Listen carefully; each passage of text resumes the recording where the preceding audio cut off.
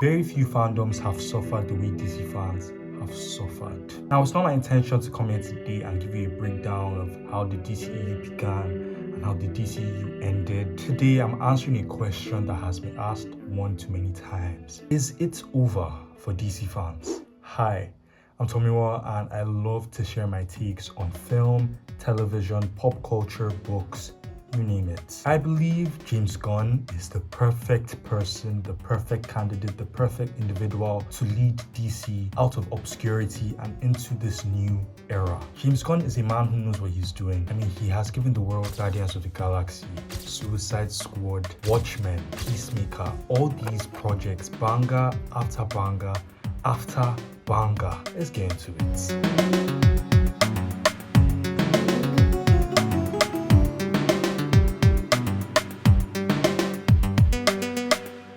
Growing up, I really did love DC. In fact, I loved DC to the point where I found it very hard to watch any Marvel projects. It felt like betrayal. Everything we had was so peak. We had Justice League, we had Batman, and live action wasn't too bad either. Christopher Nolan literally gave us the Dark Knight trilogy. Things were looking good for DC until the DCEU. It's something about Hollywood and the need to really commercialize the filmmaking process. It's not something that's too out of character for big Hollywood players, but honestly, it's something that I believe really killed what DC had to offer. Starting out around the same time, there was the DC Universe, as at the time, I believe, and the Marvel Cinematic Universe. The Marvel Cinematic Universe came in hot and really blew everyone out of the water in terms of quality, in terms of the cohesiveness of the cinematic universe. It's not something that had really been seen before. They had come in with this bomb. And of course, DC shareholders, the execs at Warner Bros. Felt the need to apply this pressure. Pressure for DC to build up to what was Justice League, the travesty of Justice League. But like I said, I don't want to get into that today. It's too traumatic, it's too stressful for me to relive all of that. James Gunn. Who is James Gunn?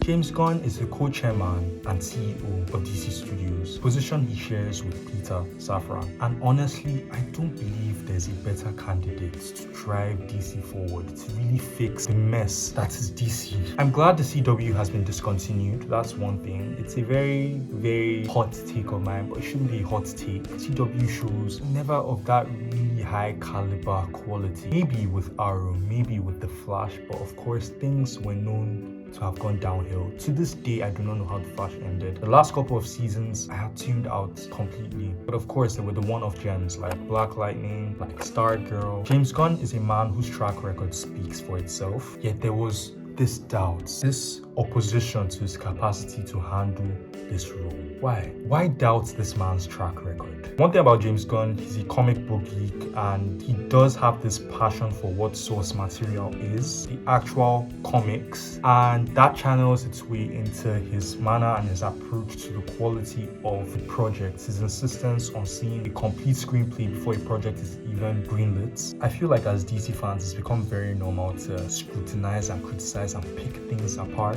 And who can blame us? Honestly, who can blame us? After going through Batman vs Superman, Wonder Woman 1984, the whole mess with the Snyderverse and Snyder fans, I'm going to hold you by the hand while I say this. You need to let it go. Genuinely, you need to let it go. If I hear one more restore the Snyderverse, y'all put up with me, I would've seen y'all niggas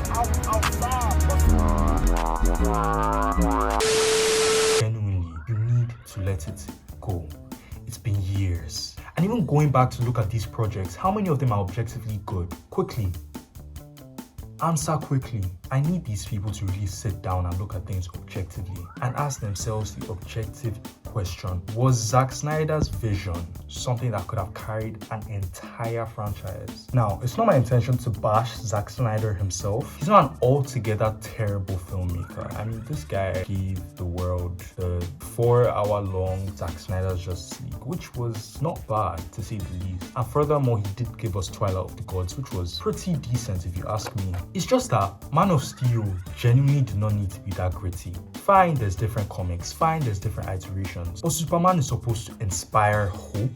And there was the godlike figure that was Zack Snyder's Superman, as opposed to the human Clark Kent, the very human Clark Kent that James Gunn gave to us. James Gunn gave us a Superman that actually felt like Superman, that actually gave Superman, that actually sold the concept of hope. Allow James Gunn cook. Allow James Gunn cook. We have Lanterns coming out this year, SUPERGIRL coming out this year, both of which have trailers out. We have Clayface coming out this year. I'm just so spectacularly gassed about every single one of these. Every single one of these. Even Clayface.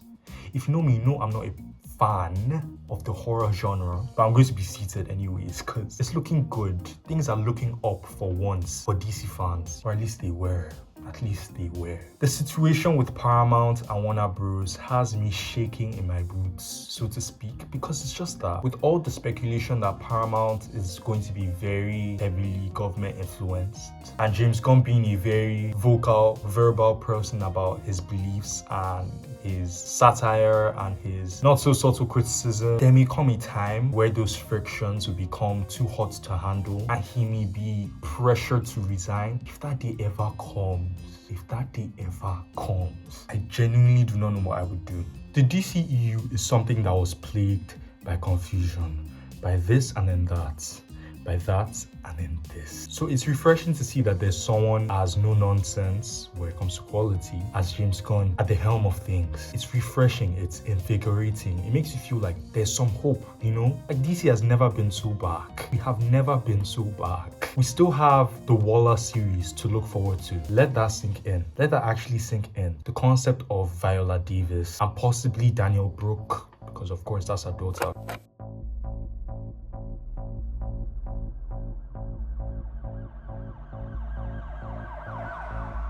And the dark, twisted direction that could go in. It's something very beautiful that I personally am looking forward to. Possibly my most anticipated DCU project of all. Second only to the new Batman, which still hasn't been casted, still hasn't been announced. There's a part of me that's holding on to hope that it's going to be Robert Pattinson still, because that's a generational casting, you know? I love Matt Reeves' Batman. I love Matt Reeves' Batman so much so that it wrenches my heart that it's not going to be a part of the DCU. At least from the looks of it, it's not going to be.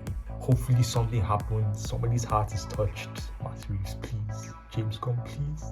We need that. It's literally Robert Pattinson. How is it going to get better? How could it possibly get better than Robert Pattinson? How? Well, there is Jacob Elordi, there is Jensen Ackles. There are potential people that could step into the shoes of Batman if we're keeping it a buck, but Robert Pattinson is just the GOAT, you know? And we're already acquainted with his Batman. It's going to be so weird. But I get it. Batman is Batman. It's not a character that you can afford to get wrong, especially where we're talking about a franchise as big as what DC is. Whenever people talk down on James Gunn around me, I bring up the fact that this man gave us the Suicide Squad, a rebooted version of the first Suicide Squad, a revived version of the first Suicide Squad. And then he went on from the Suicide Squad to give us PEACEMAKER. PEACEMAKER was excellent. The first season was excellent. The second season was questionable. But the second season, wait, let's unpack that. The second season of PEACEMAKER was more emotionally driven. Not everything requires cameo. It's not every time.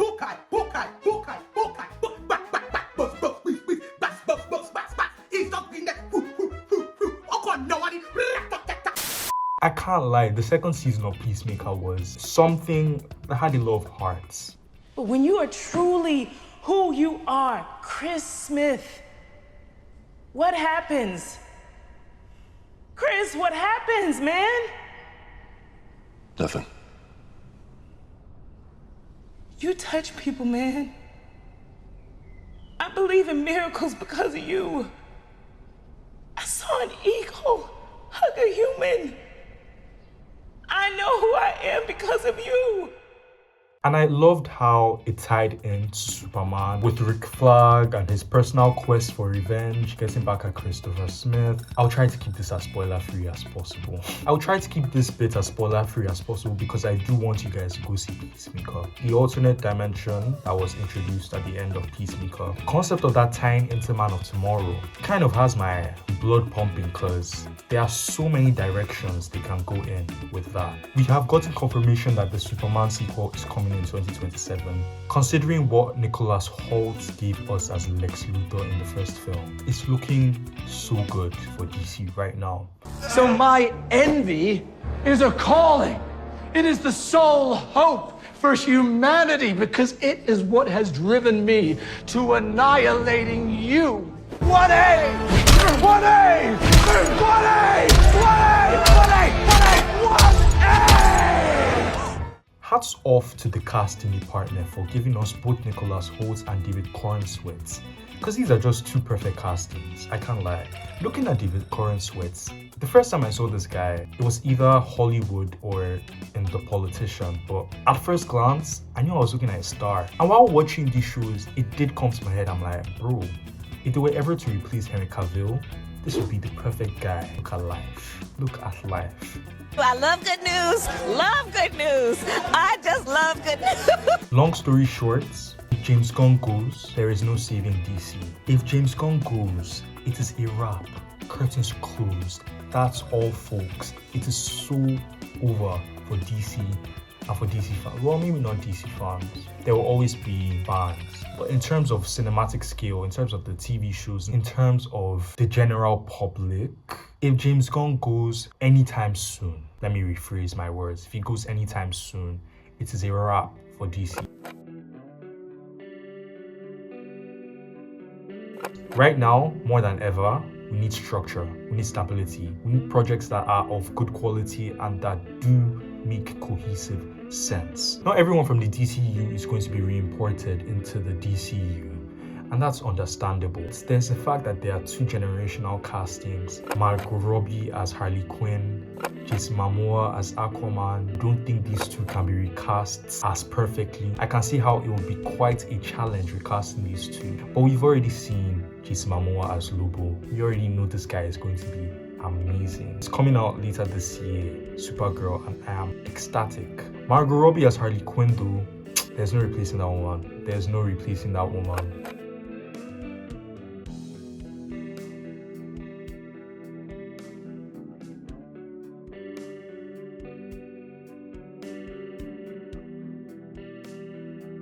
Aquaman can be replaced. You can give us a different version of Aquaman, but Margot Robbie, that is Harley Quinn. There's a number of directions things can go in, but I'm generally optimistic. The Teen Titans is confirmed, the Booster Gold project is confirmed, and it's looking up for other characters too, like Vixen, like Zatanna. DC fans can finally pridefully look at the universe that's been given to us and its supposed cohesiveness. I don't know how to feel about Lanterns here. I saw the trailer, it's looking quite dark, quite reminiscent of what the DCEU was. I want to give it a chance. I'm going to pause on criticism.